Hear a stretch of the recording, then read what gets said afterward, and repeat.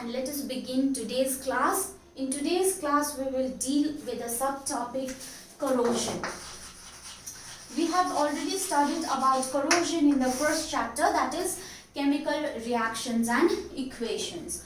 The surface of many metals is attacked by gases from the air and water vapor that is also present in air. Okay, so the surface of many metals is attacked by gases present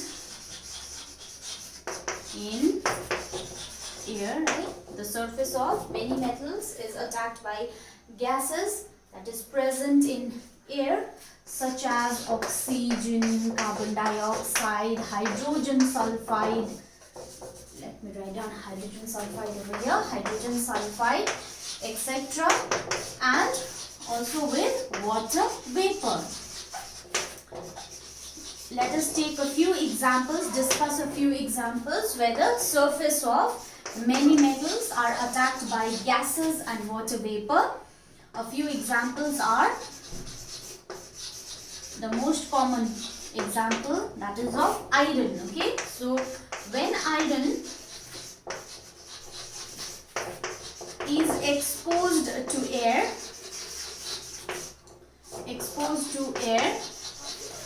for a long time,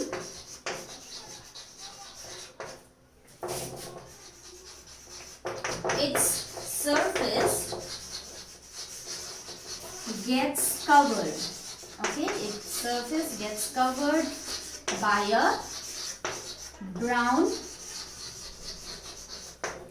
flaky. Flaky means non-sticky, that does not stick to the surface. Okay, so it gets covered by a brown flaky substance, and that substance is called rust. Substance called rust. Now, why iron forms rust when it is exposed to air for a long time? Because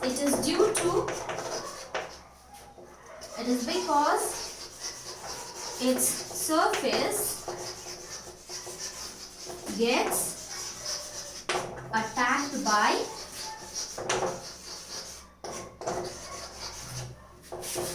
air or oxygen and water or moisture, and it forms a brown, or sometimes it is reddish brown flaky substance that is called rust. Okay, rust is actually hydrated ferric oxide. Okay,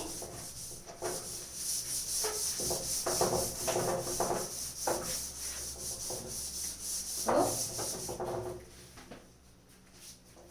rust is mainly hydrated ferric oxide. This formula can be written as Fe2O3. Hydrated means it contains water. Okay, so this is the formula of rust, and that is, its chemical name is hydrated ferric oxide. Okay, so let us see how rust is formed. Iron reacts with oxygen plus water vapor that is present in air to form hydrated ferric oxide. Okay, so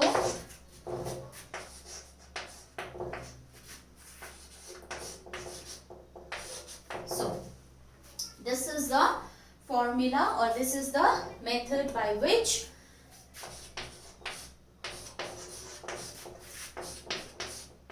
this is liquid and this is solid. So this is how rust is formed. Iron reacts with oxygen, water present in X can be any number of water. Okay, 1, 2, 3, 4, and it forms hydrated ferric oxide.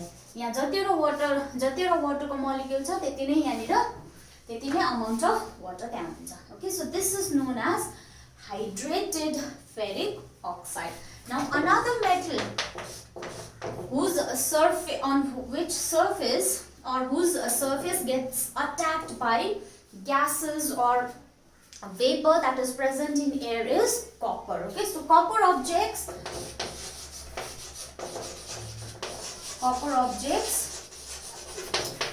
lose their shine or luster or shine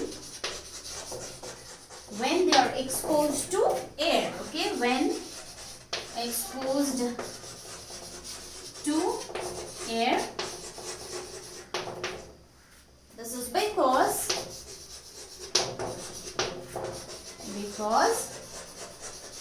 the surface of copper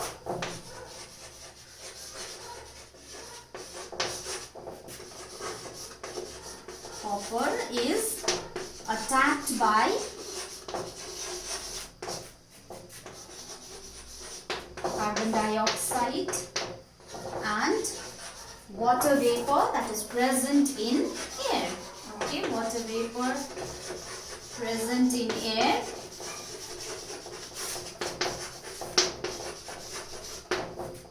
forming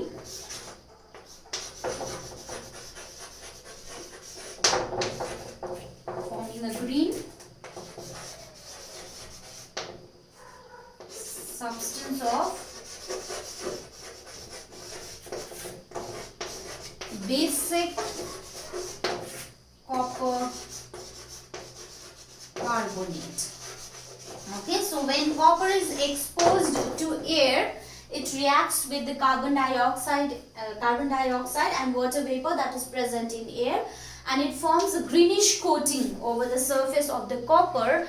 And that greenish coating, let us write down coating, that will be more appropriate. Okay, so green coating. So, and that green coating is of basic copper carbonate. So let us write down the reaction.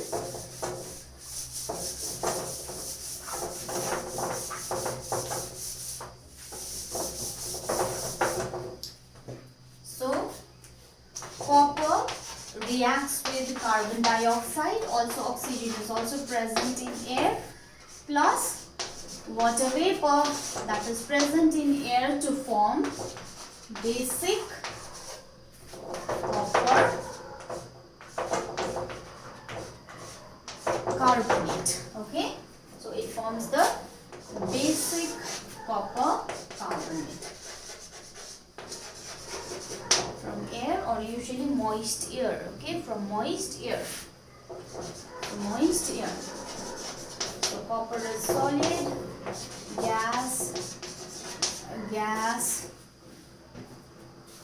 liquid, and this one is solid. So this is basic copper carbonate. Why basic copper carbonate? Because copper and carbonate is present, so it is copper carbonate. But why basic? Hydroxide, the copper hydroxide. So this is basic copper carbonate, and it forms a green coating on the surface of the copper metal. Okay, another metal that is attacked, whose surface is attacked by gases and water vapor, is aluminium. Okay, sorry, silver. Silver gets tarnished. Aluminium also gets attacked, but we'll talk about it later on. First we'll talk about silver. Okay, silver gets tarnished. That means tarnished means loses luster, shine around the, and becomes dull. Okay, and becomes dull.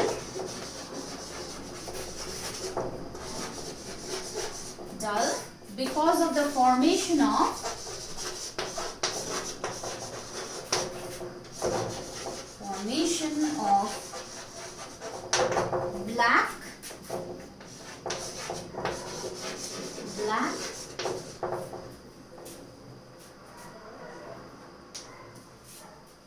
black silver sulfide. Okay, silver sulfide is formed. sulfide. So black silver sulfide is formed by the attack of hydrogen sulfide gas.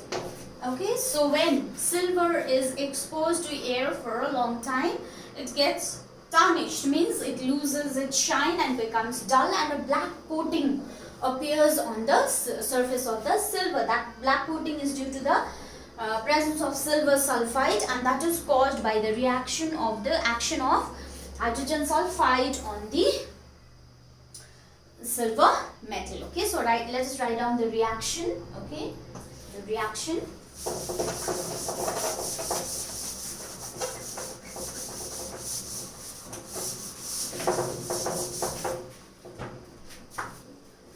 Silver plus hydrogen sulfide, this is solid, this is gas, so it will react to give silver sulfide plus hydrogen gas. Okay, so in this way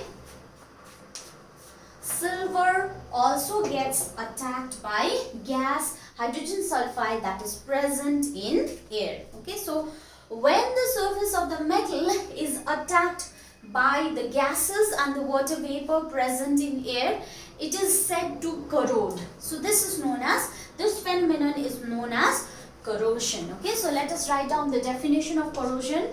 The process of slowly eating up the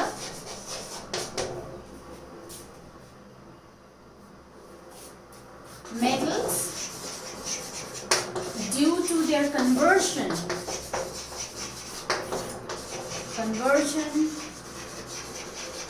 into oxides. When they react with oxygen, they get converted to oxides, or when they react with carbon dioxide, they become carbonates. When they react with hydrogen sulfide, they become sulfates and sulfides, etc. Okay, so this process of slowly eating up of the metal due to their conversion into oxides, carbonates, sulfides, etc. by the atmospheric, by the action of atmospheric gases,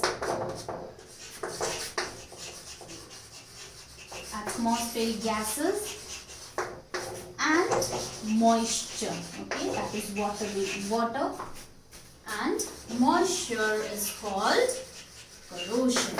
Okay, so whatever the examples that we discussed before, rust, okay, the presence of green coating on copper, or the presence of black coating on silver, this is all examples of corrosion. When metals react with such gases and water vapor present in air, that phenomenon is known as corrosion. Now in general, the more reactive the metal, the more easily it will corrode. Okay, so let us write down, this is important. So in general, the more reactive the metal,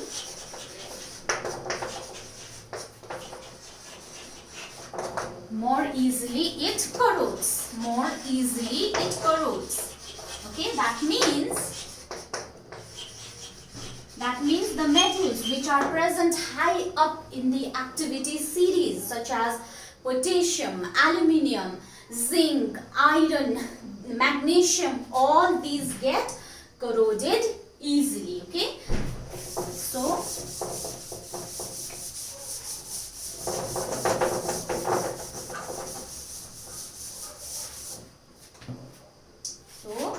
the metals like potassium, magnesium, aluminium, zinc, iron, etc. all these get corroded easily because they are more reactive and they are present high up in the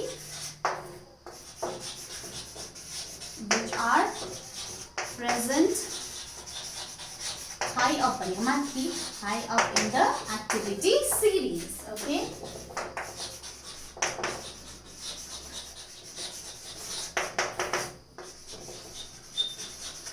Series. And the noble metals, noble metals like gold and platinum, they do not corrode readily. Chitto corrode, they do not corrode readily or they do not corrode easily. Okay. Now let us discuss about the corrosion in iron. As we all know, the corrosion of iron is known as rusting. Okay, rusting of iron. So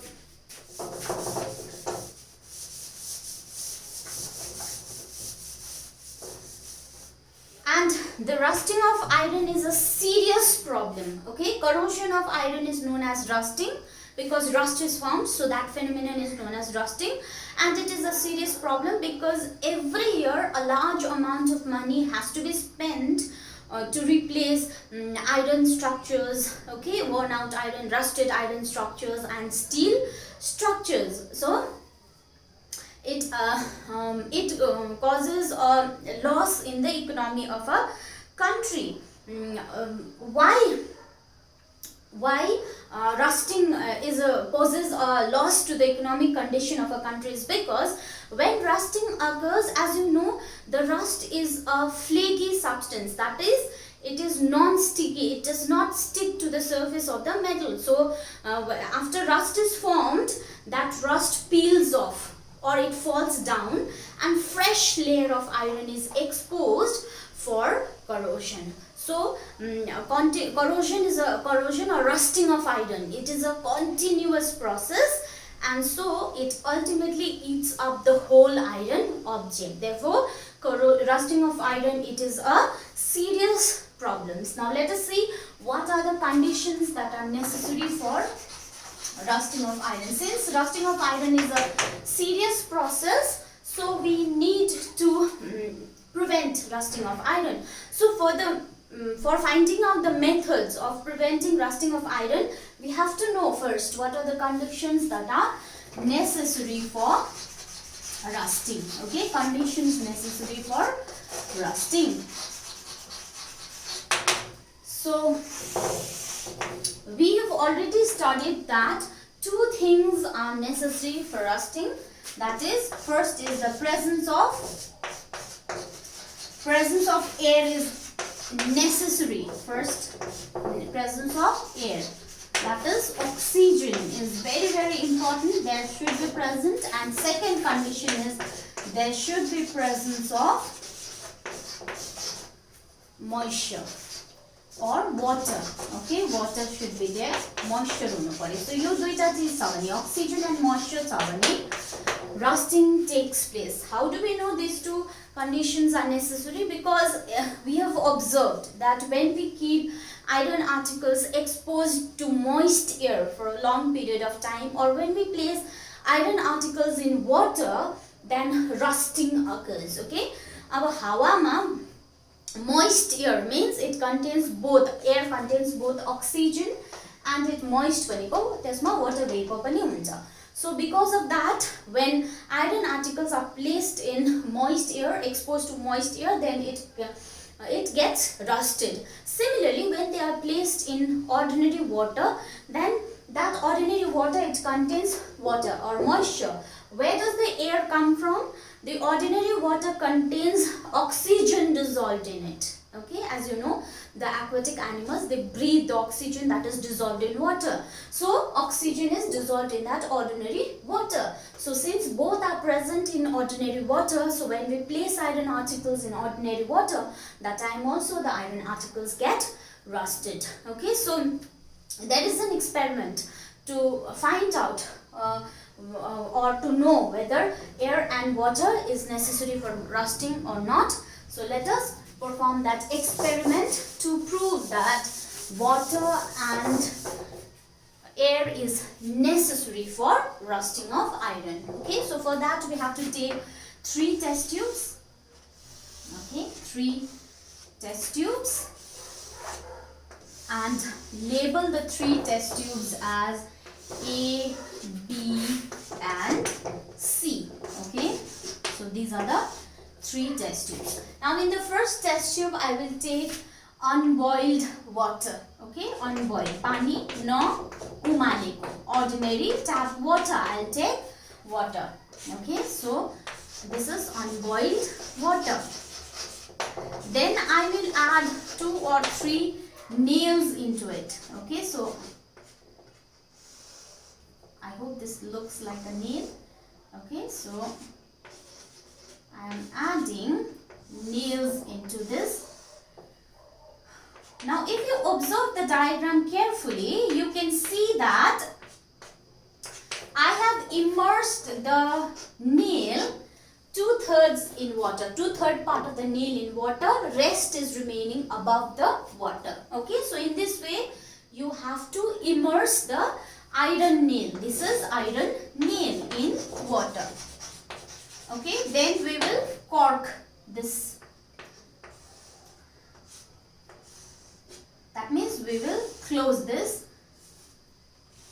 Okay, so we are closing this test tube. That means we are applying cork on this test tube. Okay, so after applying cork, then we'll keep it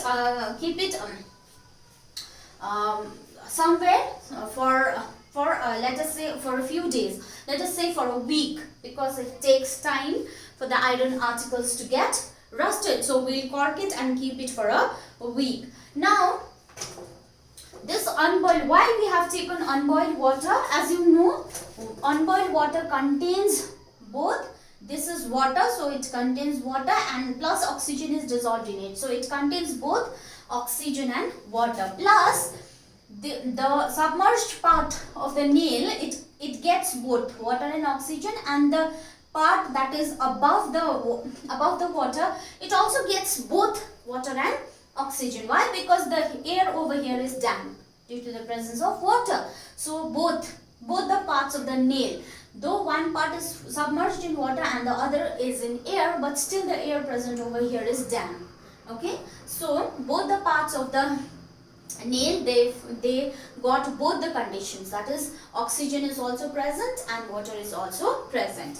Now let us move on to the next test tube, that is test tube B. Now here we will take boiled distilled water. Okay, so let us take boiled distilled water.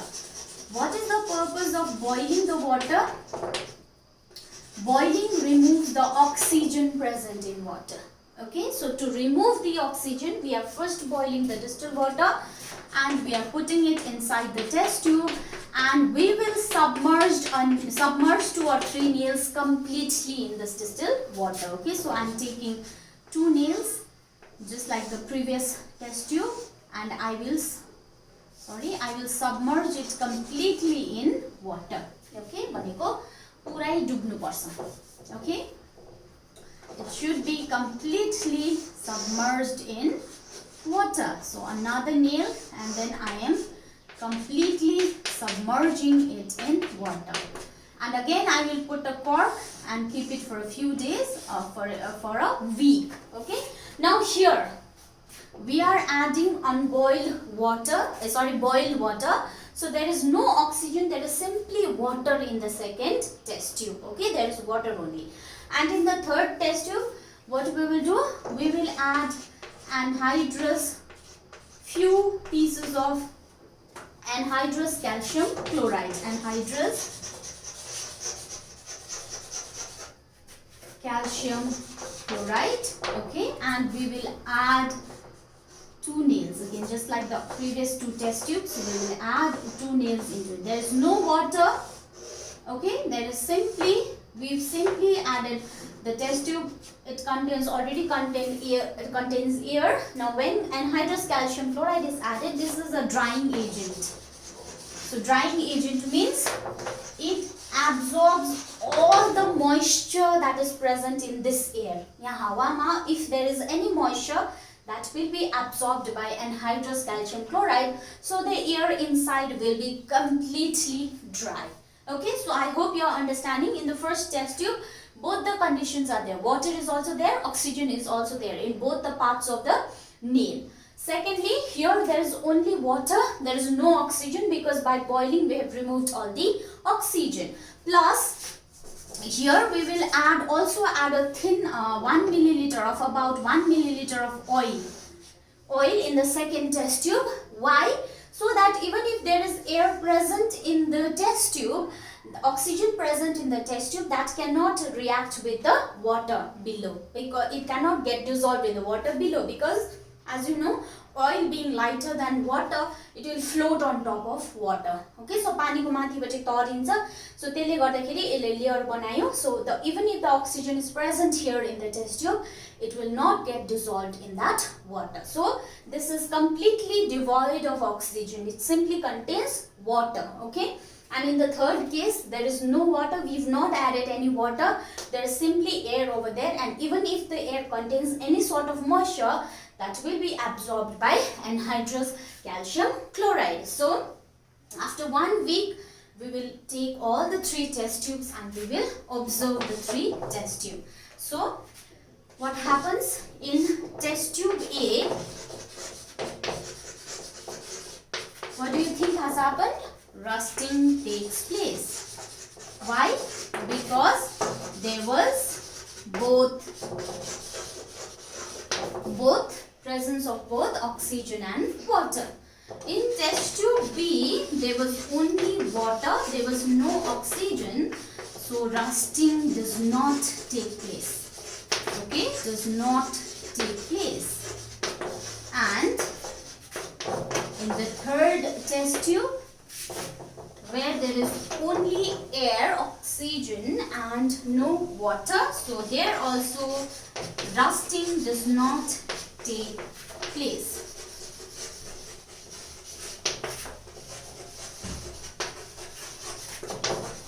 So see, from here we conclude that for rusting, both oxygen and water should be there. If there is only water, then no rusting takes place. Or if there is only oxygen also, that time also no rusting takes place. Both things have to be present for rusting of iron. Okay. Now, as I told you earlier, rusting, it is a serious problem because a large amount of money has to be spent on replacing the rusted iron structures or steel structures. That is why we have to find out the methods or procedures for prevention of rusting. So let us talk about the methods of preventing rusting. Okay, so how do we prevent? So as we know, there are two conditions that are necessary for rusting. That is, presence of water should be there and presence of air should be there. If one of them is not present or both are not present, then rusting will not take place. Okay, so prevention of rusting.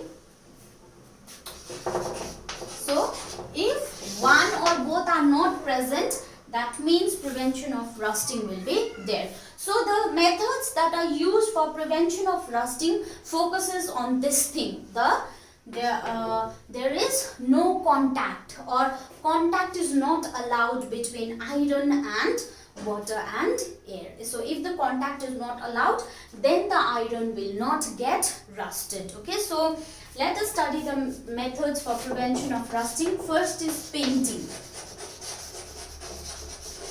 When iron objects are coated with paint, okay, when the iron surface are coated with paint, then that time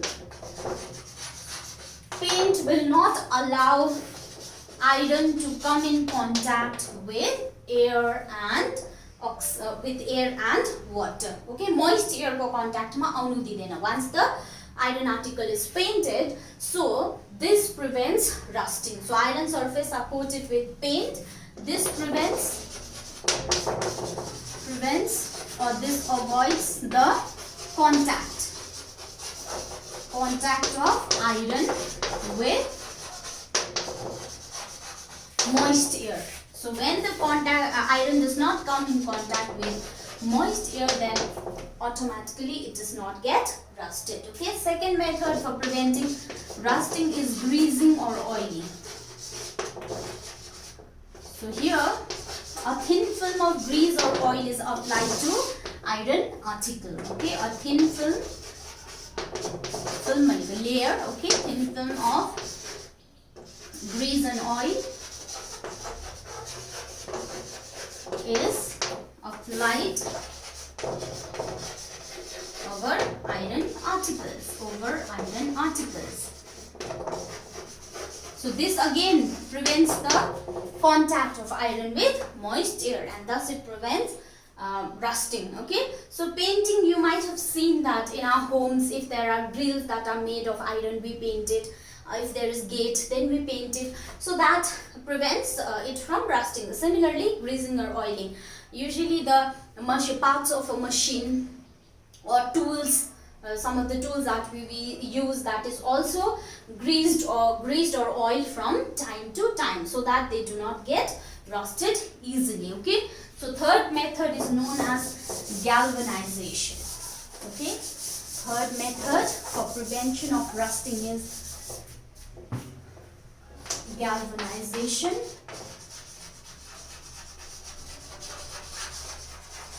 These methods we have already studied. These three methods we have already studied in chapter 1, but still we are revising it. Okay, so galvanization means here the iron objects or iron surfaces are coated with a thin layer of zinc. Okay, so the process of coating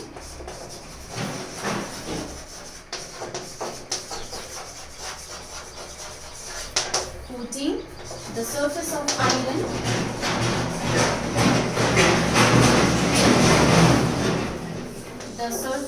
iron with a thin, with a layer of, let us write down, with a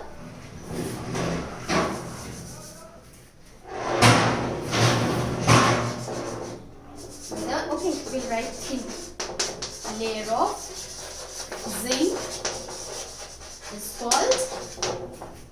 called galvanization. All right.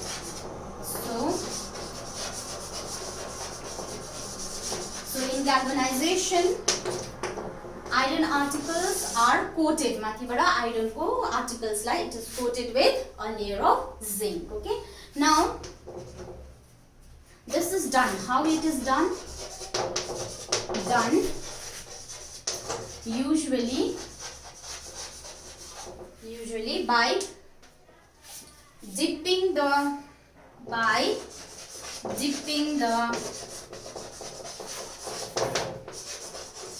iron objects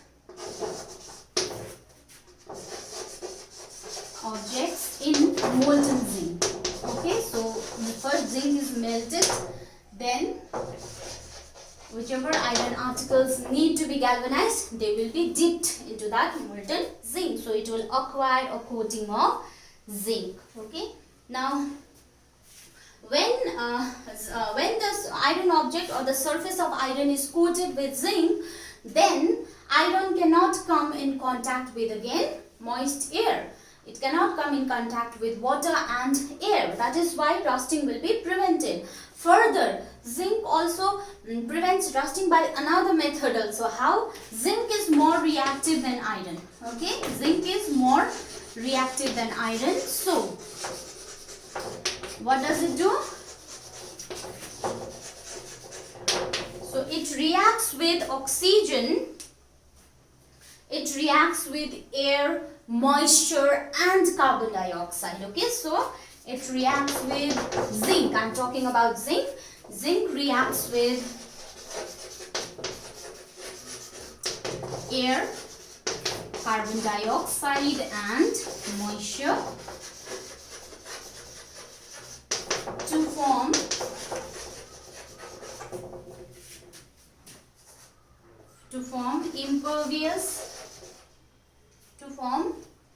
this impervious layer which is invisible. Okay, to form invisible layer of impervious means which cannot be penetrated. Layer of impervious zinc carbonate, basic zinc carbonate. Okay, so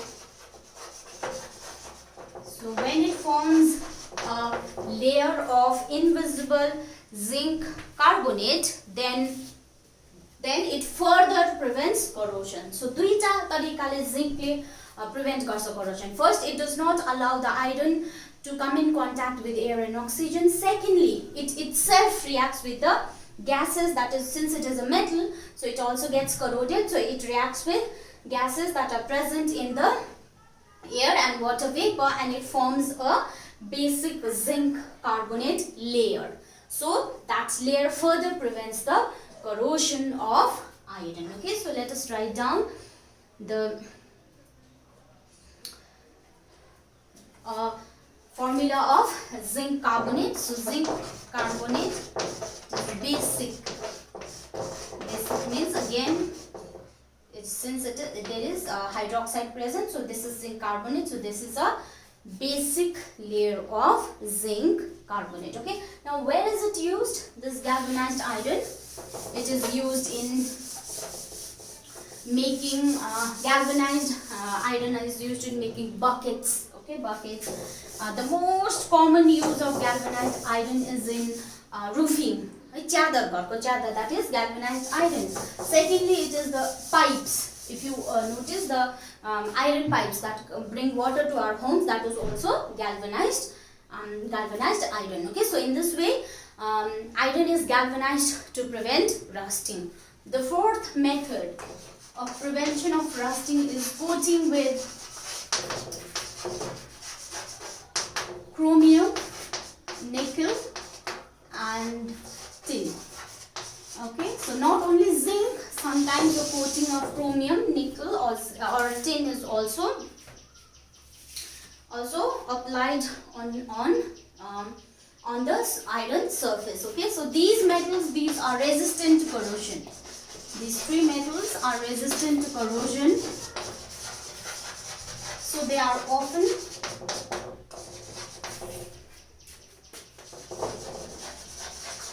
corrosion. So they are used for coating the surfaces of iron articles. Okay, the surface of iron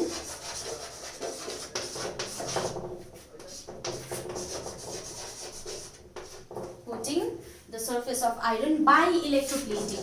Okay, electroplating ले यिनीहरुको एउटा coat बनाउँछ on the surface of iron, and then since these metals are resistant to corrosion or rusting, so they do not corrode easily. Such metal do not get corroded easily. Okay, now where is it used? For example, the tiffin boxes or the lunch boxes that we use. Okay, that is actually made of iron, but it has a coating of nickel and tin. Okay, so tiffin boxes are coated with nickel or tin, both outside and inside. So दुईपट्टि नै tiffin box को दुईपट्टि नै it is coated with nickel and tin. Okay, but still, though we can coat the tiffin box with either nickel or tin to prevent corrosion, but tin is preferred. Tin is preferred than nickel because tin is non-poisonous and does not form toxic substances, okay, and they do not contaminate the food. In a tiffin box we carry food, so our food should not be contaminated. So that is possible only if the metal is non-poisonous, and tin is non-poisonous, so it does not produce toxic substances, okay, and prevents or does not contaminate food. Okay, so in this way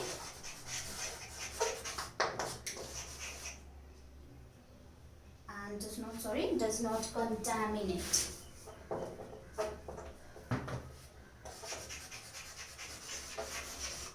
So in this way, iron is coated either with nickel or tin to produce material which does not get rusted easily. Okay.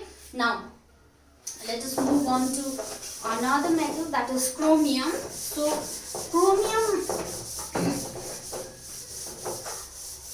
chromium also forms a coating. Okay. Chromium also forms a coating on the surface of the iron, similar to nickel and tin by electroplating. So chromium plated iron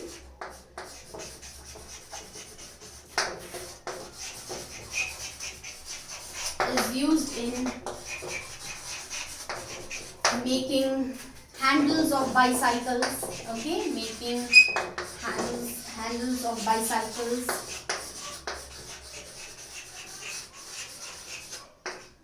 the taps that we use in our homes, okay, all these are chromium coated iron, okay. So chromium coat gareko iron ho, and if you see the chromium plated iron, they are usually shiny surface, talkine surface huncha, usually shiny surface. So your shiny surface say or dull huँदैन. Okay, so this is how chromium plating is done to prevent corrosion. Now next method is alloying with nickel and chromium.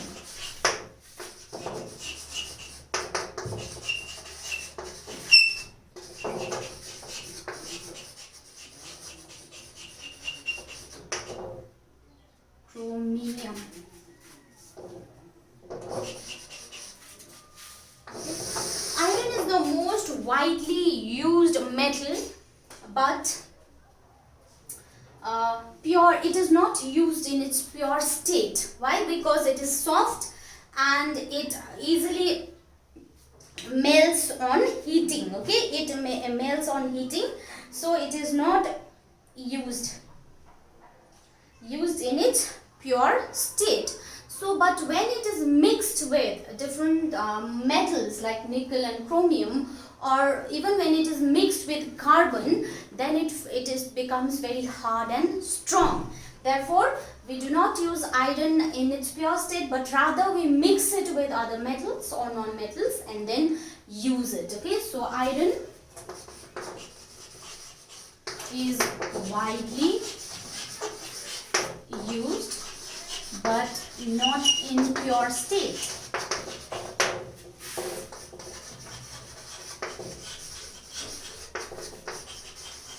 Because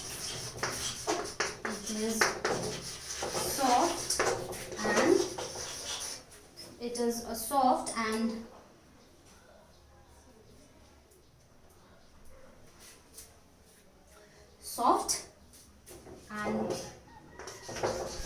melts easily. Okay, it melts easily. Therefore it is usually mixed with other metals such as nickel and chromium mixed with. So it is mixed with nickel, sometimes it is mixed with nickel, chromium and carbon. Okay, and carbon to produce something known as stainless steel. Okay, stainless steel. So stainless steel मा चाहिँ के हुन्छ भन्दा iron 74%, nickel 18%, chromium 18%, and nickel will be 8%. Okay, so see, this is how iron is alloyed with these different metals and stainless steel is produced. This stainless steel does not get rusted easily. Therefore, this stainless steel is used for making utensils in our home, crockery. It is also used in making surgical instruments, okay? And it is also used in making ornamental objects that we use in our home, okay? So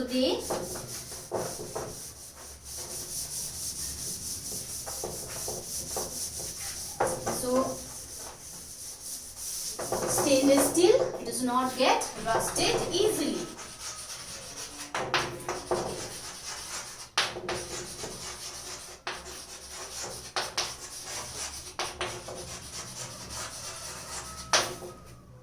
Rusted easily, so it is used.